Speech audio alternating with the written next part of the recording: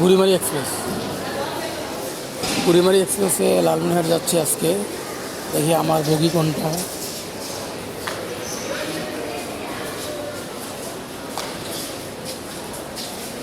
DS, এই যে DS, এই বগিটা আমার। ছাড়বে না, সময় আছে কোনো 8:30 পর্যন্ত।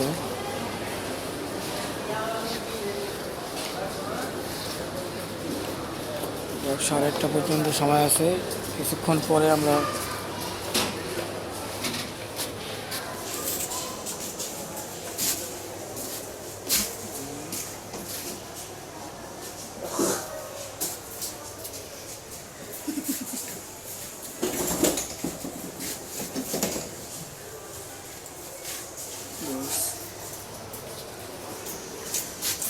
কিছুক্ষণ পরে উঠতেছি।